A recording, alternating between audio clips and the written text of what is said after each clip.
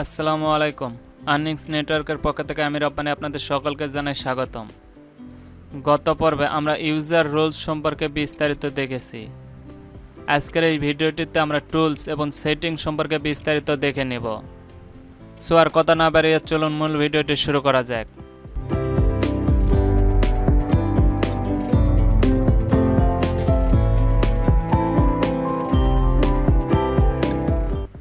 আপনারা আমাদের ওয়ার্ডপ্রেসের মূল ড্যাশবোর্ডটি দেখতে পাচ্ছেন। এখানে আমরা টুলস নামের এই অপশনটিতে ক্লিক করে দিলাম এবং এই অপশনটিতে ক্লিক করার পর আপনারা এরকম একটি ইন্টারফেস দেখতে পাবেন। এখানে প্রথমে রয়েছে ইনপুট। আমরা ইনপুট অপশনটিতে ক্লিক করে দিলাম। ইনপুট এই অপশনটিতে ক্লিক করার পর আপনারা এরকম একটি ইন্টারফেস দেখতে পাবেন এবং এখানে আপনারা blogger, category and text converter, Joomla ইত্যাদি থেকে আপনারা পোস্ট, কমেন্ট, পেজ ইত্যাদি ইনপুট করতে পারবেন। আশা করি ইনপুট সম্পর্কে আপনারা বুঝতে পেরেছেন। ইনপুটের পরে রয়েছে এক্সপোর্ট। আমরা এই এক্সপোর্ট এই অপশনটিতে ক্লিক করে দিলাম। এক্সপোর্ট এই অপশনটিতে ক্লিক করার পর আপনারা এরকম একটি ইন্টারফেস দেখতে পাবেন এবং এখান থেকে আপনারা আপনাদের ওয়েবসাইটটি, আপনারা যে ওয়েবসাইটটি তৈরি করেছেন এবং এই ওয়েবসাইটটির আপনারা পোস্ট, পেজ, মিডিয়া এবং প্লাগইনগুলো এক্সপোর্ট করতে পারবেন। যেমন মনে করেন আমরা আমাদের ওয়েবসাইটটির পোস্টগুলো এক্সপোর্ট করব। সো এখান থেকে আমাদের পোস্টটি সিলেক্ট করে দেব। পোস্ট এই অপশানটি সিলেক্ট করার পর আপনারা এরকম একটি পেজ দেখতে পাবেন এবং এখানে প্রথমে রয়েছে ক্যাটাগরি, অর্থাৎ আপনারা যে ক্যাটাগরি থেকে পোস্টগুলো এক্সপোর্ট করতে চাচ্ছেন সেই ক্যাটাগরিটি সিলেক্ট করে দিবেন। আমরা সকল ক্যাটাগরির পোস্টগুলো এক্সপোর্ট করব। সো অল সিলেক্ট করে দিলাম এবং এরপর রয়েছে অথর্স, অর্থাৎ আপনারা যে অথরটির পোস্ট এক্সপোর্ট করতে চাচ্ছেন এখান থেকে সেই অথরটি সিলেক্ট করে দিতে পারবেন। আমরা অল অথর সিলেক্ট করে দিলাম এবং এরপর রয়েছে ডেট। এখান থেকে আপনারা যে ডেটের পোস্টগুলো এক্সপোর্ট করতে চাচ্ছেন সেই ডেটটি সিলেক্ট করে দিবেন এবং তারপরে রয়েছে স্ট্যাটাস, অর্থাৎ আপনাদের পোস্টে পাবলিশ করা পোস্ট বা ডিফল্ট পোস্ট অথবা কোনো পোস্ট যদি শিডিউল করে রাখেন কোন পোস্টগুলো এক্সপোর্ট করতে চাচ্ছেন সেটি সিলেক্ট করে দিবেন। আমরা তাই তো সকল পোস্টগুলো এক্সপোর্ট করব। সো অল সিলেক্ট করে দিলাম এবং এখানে নিচে আপনারা দেখতে পাচ্ছেন ডাউনলোড এক্সপোর্ট ফাইল, এই অপশানটিতে ক্লিক করে দিবেন। তাহলেই দেখতে পাচ্ছেন অটোমেটিক আমাদের পোস্টগুলো এক্সপোর্ট হয়ে গেল বা ডাউনলোড হয়ে গেল এবং এখানে এক্সপোর্টের পরে রয়েছে সাইট হেলথ, এই অপশানটিতে আমরা ক্লিক করে দিলাম। সাইট হেলথ এই অপশানটিতে ক্লিক করার পর আপনারা এরকম একটি ইন্টারফেস দেখতে পাবেন এবং এখানে দুইটি অপশান, প্রথমটি হচ্ছে স্ট্যাটাস এবং দ্বিতীয়টি হচ্ছে ইনঅফ অর্থাৎ ইনফরমেশান। স্ট্যাটাস অর্থাৎ আপনাদের সাইটের পারফরমেন্স এখান থেকে আপনারা দেখতে পাবেন। এছাড়াও যদি আপনাদের সাইটে কোনো প্রকার ইনঅ্যাক্টিভ প্লাগইনস, থিম থাকে তাহলে সেটাও এখান থেকে দেখতে পাবেন। এছাড়াও কোনো এরর থাকলেও আপনারা দেখতে পাবেন এবং এরপর রয়েছে ইনফরমেশান অর্থাৎ ইনঅফ, এই অপশানটিতে ক্লিক করে দিলাম এবং এখান থেকে আপনাদের সাইটের বিভিন্ন রকম ইনফরমেশান, যেমন মনে করেন আমরা ওয়ার্ডপ্রেসের ইনফরমেশানটি দেখব। সো ওয়ার্ডপ্রেস এই অপশানটিতে ক্লিক করে দিলাম। দেখতেই পাচ্ছেন এখানে ওয়ার্ডপ্রেসের ভার্সন, সাইট ইউআরএল এবং ইত্যাদি দেওয়া রয়েছে এবং এরকম বিভিন্ন রকম ইনফরমেশান এখানে আপনারা দেখতে পাবেন এবং সাইট হেলথের পরে রয়েছে এক্সপোর্ট পার্সোনাল ডেটা, আমরা এই অপশানটিতে ক্লিক করে দিলাম। এখানে আপনাদের কোনো যদি পার্সোনাল ডেটা থাকে সেগুলো দেখতে পাবেন। আশা করি বুঝতে পেরেছেন। এবং এরপর রয়েছে ইরেজার পার্সোনাল ডেটা, অর্থাৎ যদি আপনারা কোনো ডেটা ডিলিট করে থাকেন সেই ডেটাটি এখানে আপনারা দেখতে পাবেন এবং এবার আমরা সেটিং নিয়ে আলোচনা করব। সো সেটিং এই অপশানটিতে আমরা ক্লিক করে দিলাম। সেটিং অপশানটিতে ক্লিক করার পর আপনারা এরকম একটি ইন্টারফেস দেখতে পাবেন। এখানে আপনাদের প্রথমে রয়েছে সাইট টাইটেল, অর্থাৎ আপনাদের ওয়েবসাইটটির যে টাইটেল রয়েছে সেই টাইটেলটি এখানে দেখতে পাবেন। আপনারা চাইলে আপনাদের ওয়েবসাইটটির টাইটেল চেঞ্জ করে দিতে পারেন।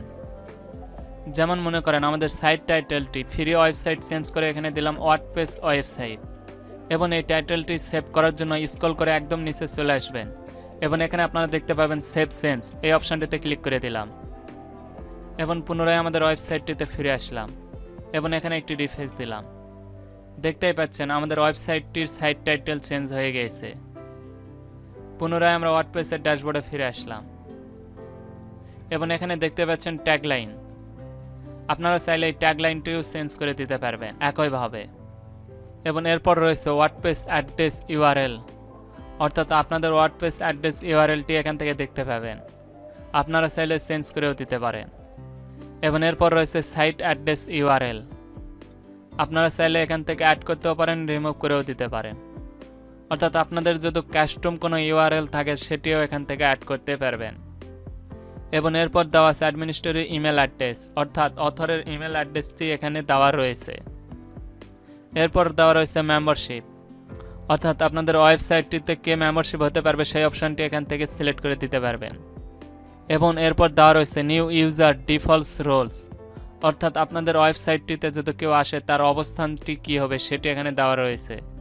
এবং এর নিচে দেওয়া রয়েছে টাইম জোন, এখান থেকে আপনারা আপনাদের টাইম জোনটি সিলেক্ট করে দিতে পারবেন। এবং এর নিচে দেওয়া রয়েছে ডেট ফরম্যাট, আপনারা চাইলে আপনাদের ডেট ফরম্যাটটি এখান থেকে চেঞ্জ করে দিতে পারবেন। এবং তারপরে রয়েছে টাইম ফরম্যাট, একইভাবে আপনারা টাইম ফরম্যাটটিও চেঞ্জ করে দিতে পারবেন। এবং এখানে আপনারা যেটাই চেঞ্জ করেন না কেন, চেঞ্জ করার পর এখানে সেভ চেঞ্জিং এই অপশানটিতে ক্লিক করে দেবেন। এবং তারপর আপনাদের ওয়েবসাইটটিতে গিয়ে একটি রিফ্রেশ দিবেন, তাহলে আপনাদের পরিবর্তনটি দেখতে পাবেন। আশা করি আপনারা বুঝতে পেরেছেন। এবং এখানে জেনারেলের পরে রয়েছে রাইটিং, আমরা রাইটিং এই অপশানটিতে ক্লিক করে দিলাম। রাইটিং এই অপশানটিতে ক্লিক করার পর আপনারা এরকম একটি ইন্টারফেস দেখতে পাবেন। এখানে প্রথমে রয়েছে ডিফল্ট পোস্ট ক্যাটাগরি, অর্থাৎ আপনারা যে কোনো পোস্টে একটি ডিফল্টভাবে ক্যাটাগরি অ্যাড করতে পারবেন। অর্থাৎ যে ক্যাটাগরিটি আপনারা এখান থেকে সিলেক্ট করে দিবেন সেই ক্যাটাগরি অটোমেটিক আপনাদের পোস্টে অ্যাড হয়ে যাবে। আশা করি বুঝতে পেরেছেন। এবং এরপর রয়েছে ডিফল্ট পোস্ট ফরম্যাট, অর্থাৎ আপনাদের পোস্টটি কী ফরম্যাটে আপলোড করবেন সেটি এখান থেকে সিলেক্ট করে দিতে পারবেন। তবে আমি আপনাদের সাজেস্ট করব স্ট্যান্ডার্ড এই ফরম্যাটটি রাখার জন্য।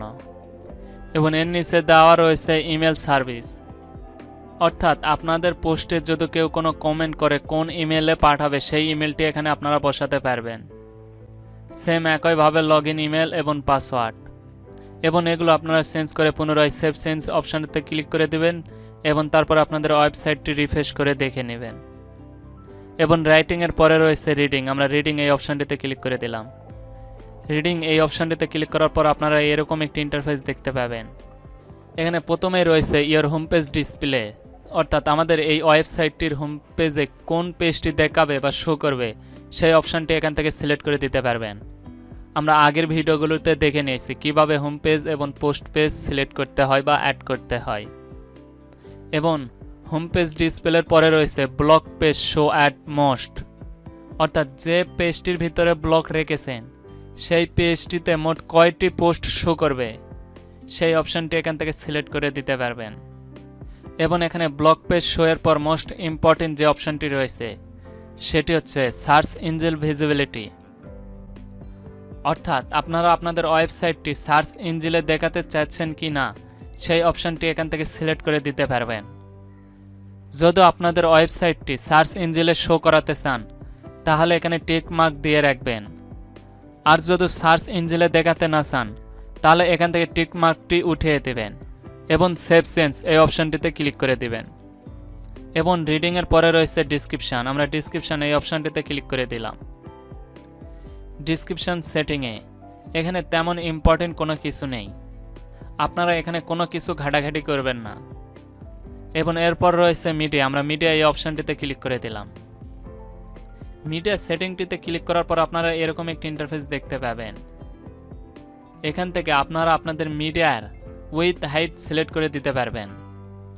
তবে আমি আপনাদের সাজেস্ট করব এখানে ডিফল্টভাবে মিডিয়ার উইথ হাইট যেটা রয়েছে সেটাই রাখার চেষ্টা করবেন। এবং এখানে মিডিয়ার পর দেওয়া রয়েছে পারমালিঙ্ক, আমরা পারমালিঙ্ক অপশানটিতে ক্লিক করে দিলাম। আমরা পারমালিঙ্ক এই অপশানটি নিয়ে পূর্বেই আলোচনা করেছি, সো ভিডিওটি আর লং করলাম না। আমরা পারমালিঙ্কের পরে প্রাইভেসি এই অপশানটিতে ক্লিক করে দিলাম। এবং এখানে আপনারা চাইলে প্রাইভেসি সেটিংগুলো পরে নিতে পারেন। এবং এখান থেকে আপনারা একটি প্রাইভেট পলিসি পেজ ক্রিয়েট করতে পারবেন। এছাড়াও আপনাদের একটি পেজ অটোমেটিক প্রাইভেট পলিসি হিসাবে তৈরি করে নিতে পারবেন। সো আপনাদের পেজটি প্রাইভেট পলিসি ক্রিয়েট করার জন্য এখানে সবার নিচে সিলেক্ট নামের একটি অপশান দেখতে পাবেন, এই অপশানটিতে ক্লিক করে দিবেন। এবং আপনারা যে পেজটি প্রাইভেট পলিসিতে অ্যাড করতে চাচ্ছেন সেই পেজটি সিলেক্ট করে দেবেন। এবং ইউজ দিস পেজ এই অপশানটিতে ক্লিক করে দেবেন। আর যদি প্রাইভেট পলিসিতে নতুন একটি পেজ ক্রিয়েট করতে চান, এখানে উপরে ক্রিয়েট নামের একটি বাটন দেখতে পাবেন, এই অপশানটিতে ক্লিক করে দেবেন। এবং ক্রিয়েট এই অপশানটিতে ক্লিক করার পর আপনারা এরকম একটি ইন্টারফেস দেখতে পাবেন। এখানে আপনারা পুনরায় এই পেজটি পাবলিশ করে দিবেন এবং পেজটি পাবলিশ করার পর আপনাদের ওয়েবসাইটটিতে ফিরে যাবেন এবং ওয়েবসাইটটিতে আসার পর একটি রিফ্রেশ দিবেন। রিফ্রেশ দেওয়ার পর দেখতে পাবেন আপনাদের পেজটি অ্যাড হয়ে গিয়েছে। আশা করি প্রাইভেট পলিসি পেজটি কিভাবে ক্রিয়েট করতে হয় আপনারা বুঝতে পেরেছেন। সো আজকের ভিডিওটি আমরা এই পর্যন্তই রাখতে চাচ্ছি। ভিডিওটিতে যদি কোনো কিছু বুঝতে অসুবিধা হয় তাহলে আপনারা কমেন্ট বক্সে কমেন্ট করে জানাতে পারেন। এবং ভিডিওটি যদি আপনাদের বিন্দুমাত্র উপকারে আসে এবং ভালো লাগে তাহলে একটি লাইক করে দিবেন এবং বন্ধুদের মাঝে শেয়ার করে দেবেন। এবং যারা এখন পর্যন্ত আমার চ্যানেলটি সাবস্ক্রাইব করেনি চ্যানেলটি সাবস্ক্রাইব করে দিবেন এবং পাশে থাকা বেল আইকনটি বাজিয়ে দিবেন।